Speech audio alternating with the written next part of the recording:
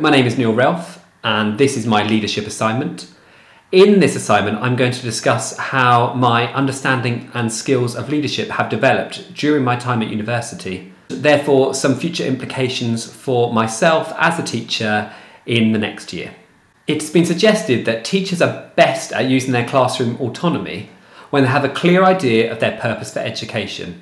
In her blog post, Charlotte suggested that actually teachers do this best when they use their experiences in school, their understanding of policy, and their experiences in university to really build up a picture of what their purpose of education is. And therefore, I feel like at the start, I must set out what my purpose for education is, as it stands at the moment, towards the middle of my final year at university. During geography specialism in year 2, we went out on some fieldwork, and during this day I was introduced to a quote which I feel best encompasses my belief in the purpose for education. I have since heard this quote used quite regularly, however I am unable to attribute it to an author. This is that quote. "There are two gifts which we should give our children. One is roots and the other is wings." For me, this encapsulates my purpose for education, and I will use it now to discuss that plan with you. Firstly, I shall help children to develop roots, and I shall do this by leading a classroom which has an ethos of safety and care and where individual needs are catered for. All 3 of my school experiences so far have demonstrated to me how care for children is the underlying issue that must be dealt with first before any learning or pupil progress can take place. During SE1, I worked in reception, where perhaps the requirements for care are most obvious because children are younger and are more vocal about their needs. Then, during school experience 2, I worked in a year 6 class, and although they were at the other end of the spectrum, I spent a vast portion of my day helping deal with issues of arguments and falling out between children. But if I did not deal with these issues, I know that pupils in those friendship groups would not have been able to learn, and this would also impact on the learning of other pupils in the classroom. A classroom ethos of care begins with ensuring that children's basic needs within Maslow's hierarchy are met. This is their physiological and safety needs. My experiences in South Carolina on enhanced placement have really given me a good understanding of how this makes a difference to each individual child's learning. Children came from a range of diverse backgrounds, some of them with very challenging home lives, and they bring these to school with them every morning. Some children needed food, some needed appropriate clothing and footwear for the school day. As a teacher, I know, just like I did in South Carolina, I need to be prepared to help children in this way, because if they don't feel that their physiological needs or their safety needs have been met, then they will simply not be able to learn. With children's most basic needs met, the next step moves on to that feeling of belonging and also of esteem. Rita Pearson has suggested that children don't learn from teachers that they don't like.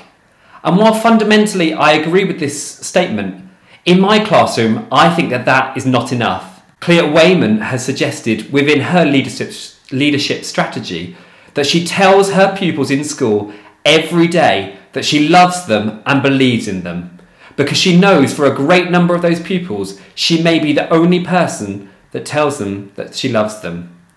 This is something that I will take forwards in my classroom to ensure that all pupils know that I believe in them and that every day they know there is people around who care for them, even if they do not hear this from their parents. I will be a role model for caring in the classroom because as a leader, my behaviour heavily impacts on the behaviour of those in my team, e.g. my pupils. The good news is that by being a role model and changing pupils' behaviour, this means that all pupils in my class will act in a caring way towards each other.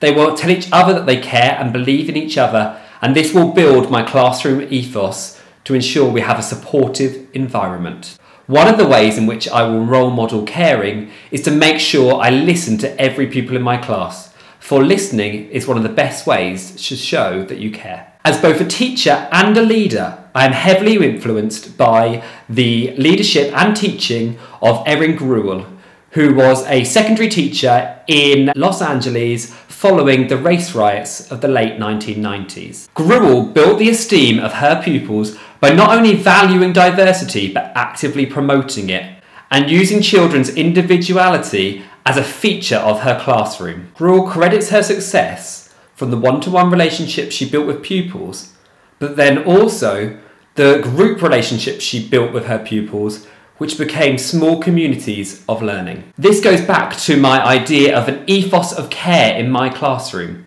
whereby myself as the teacher and the pupils and any other adults in the classroom will work together to help each other feel safe and secure, and therefore to learn. And so, what is the impact of me leading a classroom which helps children develop roots? Ultimately, the impact for the pupils is that their learning progresses.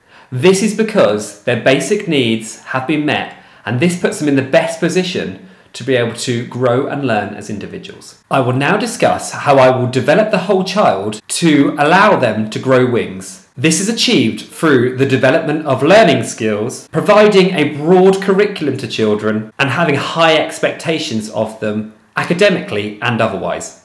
Developing wings is about providing children with the skills they need not only to pass school exams, but also to help them through future life. There are many examples of these skills, but some key ones for me come from Guy Claxton's work. Claxton advocates for the development of skills which will support children in increasing their curiosity, persistence, questioning, resourcefulness, collaboration, self-evaluation and imagination, to name but a few. He suggests that these skills are the ones that will most help children in later life.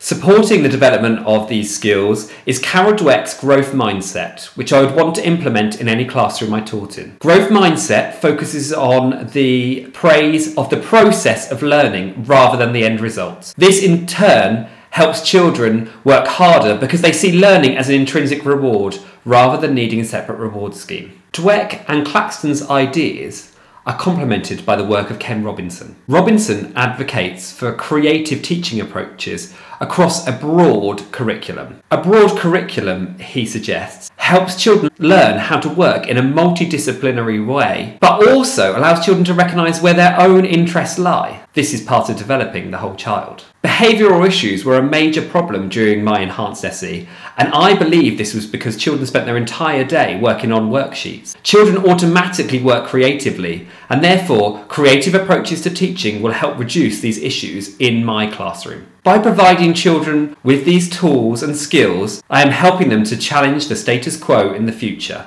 This is something that Georgie suggests in her blog post is an important part of education. The teaching standards require me to have high expectations of all children. But to help me to develop wings, I go back to a conversation we've been having time and again in specialism this year. I don't believe that high expectations should only apply to academic work.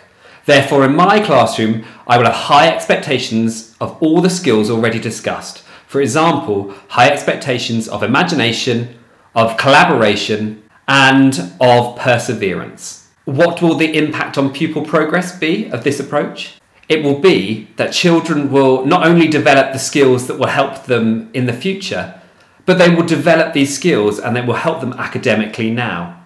For example, in their English and maths. At university, in a meeting this semester, we heard from a head teacher who said that in her school she was focusing on resilience with her year twos, now that the current SATs exams are taken under exam conditions. The other impact is that by taking this approach, I am ensuring I am working under the guidelines of the United Nations Convention on the Rights of the Child. As Article 29 of the Convention tells us that pupils have the right to develop their personality, abilities and talents in all areas. Having introduced my own vision for leadership and the impact that will have on the pupils in my class, I will now conclude by discussing the implications on my own practice.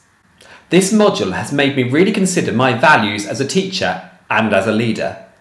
At the same time as completing this assignment, I have also presented to the Year 1s in their Ed Theory about my identity as a teacher. Both of these things have made me realise how much my identity has changed since Year 1 of this course through the experiences that I have had. Therefore, I recognise that as I go into my NQT year, I need to build in time to reflect on my practice, to look at what my values look like following experience, and update my plan for leadership based on my updated values. Thank you for listening.